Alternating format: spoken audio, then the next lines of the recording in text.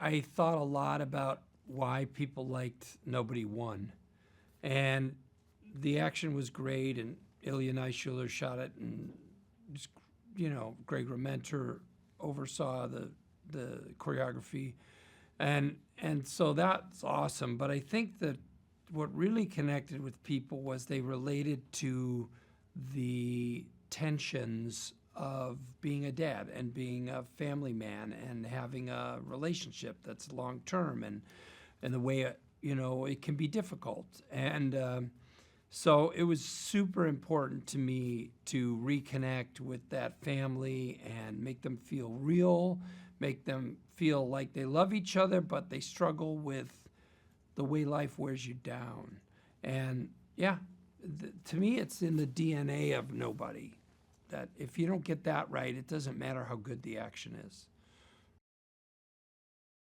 She has a more active role. She takes on some action, which at the end of Nobody Won, I said to her, would you be willing to do action in Nobody 2 if we get to do that? And she was like down for it big time. She trained for action in different films she's done, not to mention Gladiator, a great film. And she said, I'm ready to go anytime you want me to do that. To me, one of the themes of Nobody Won was a husband and wife who've lost touch with each other, and they've lost touch with the feelings of respect for each other and the way in which the other person is an active free agent who's made a choice to be in this relationship. And I wanted in Nobody 2 for the wife to remind Hutch that she too is a person of power and choice and ability, and she does that at the end of the scenes of the film, of the story.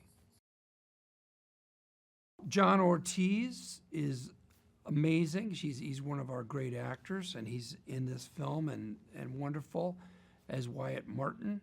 And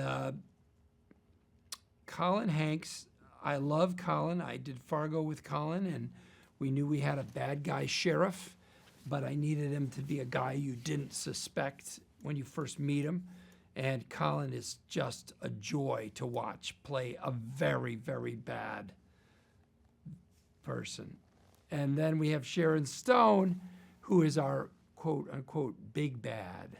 And we needed a big personality and a big presence to play that part. Sharon ate it up. Well, Timo Tchajanto is a fantastic director. He's made numerous films. The Night Comes for Us, one of them you can watch on streaming pretty easily. He does horror films and action films that are visually, involving and surprising and impressive. And I wanted this film to blow up bigger than Nobody Won. So I wanted those big visuals and those big sequences. And he was the man. The thing that I'm most excited about is, while it's true that Timo is expert in and brings the darkness and the bloodiness that he loves, that action film fans love, he also was up for the fun and the comedy of, say, the duck boat fight, which is more like a Jackie Chan film fight, and isn't really in line with what Timo has done in the past. So he opened up his vision to include ours, and he also brought his vision to another level with Nobody 2. Nobody Won is a film that is almost a personal film to me.